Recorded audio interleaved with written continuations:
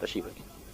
وَأَنفِقُوا فِي سَبِيلِ اللَّهِ وَلَا تُلْقُوا بِأَيْدِيكُمْ إِلَى التَّهْلُكَةِ کی روشنی میں اگر کوئی نصاب اور مقدار تو مقرر نہیں کی گئی، یہ فرمائیے کہ جہاں جان سے جہاد ممکن نہ ہو، مثلاً بوسنیا، تو کس حساب سے مال خرچ کیا جائے؟ یہ دو چیزوں کو آپ نے گڑبڑ کر دیا ہے۔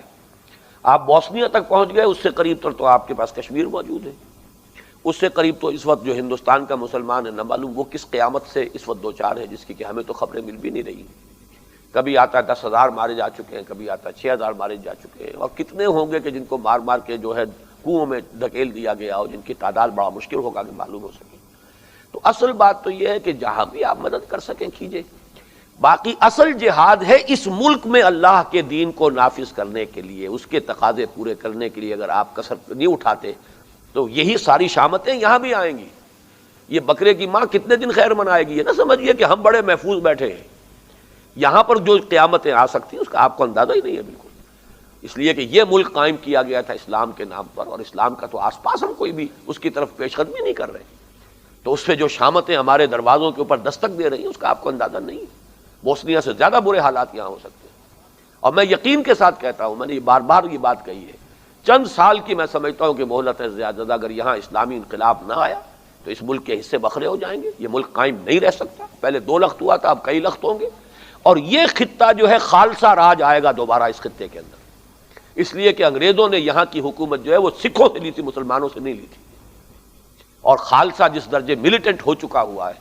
اور یہ تو اندرا گاندھی کا تو اس زمانے میں باقاعدہ پلان بن چکا تھا، راجیو نے بھی کہا تھا کہ انہیں تو دیکھنا چاہیے سکھوں کو، اگر ان کی کوئی امنگیں ہیں، نیشنلسٹ امنگیں ہیں ان کی اور ایمبیشنز ہیں، تو ان کو ویسٹ ورلڈ دیکھنا چاہیے۔ ان کا تو ہیرو جو ہے وہ اس کی سمادھی جو ہے لاہور میں ہے، ان کا پنجہ صاحب تو پاکستان میں ہے، ان کا ننکانہ صاحب جو ہے چپے چپے پر جس کے گردوارے بنے ہوئے وہ تو پاکستان میں ہے، ضلع شیخو پورہ میں ہے، ان کا ہری سنگھ نلوا کا آباد کردہ شہر جو ہے ہری پور ہے، ان کے راجہ مان سنگھ کا صحرا جو ہے مانسیرا ہے۔ آپ کو اندازہ ہے؟ اللہ تعالیٰ بچائے، اللہ بچائے، اللہ بچائے۔ اصل جہاد یہاں ہے۔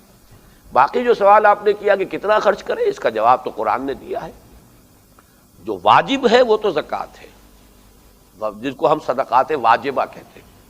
باقی اب اس سے آگے تو پوچھا گیا ماذا ينفقون قل العفو، پوچھتے ہیں کتنا خرچ کریں، کہہ دیجئے جو بھی تمہاری ضرورت سے زائد خرچ کر دو۔ اب اس کا معاملہ ہر شخص کا ہوگا، اس کا جذبہ، اس کا ایمان، اس کا ذوق، اس کا شوق، اس کو کتنا یقین آخرت پر ہے، اللہ کے بینک پر اس کا کتنا اعتماد ہے۔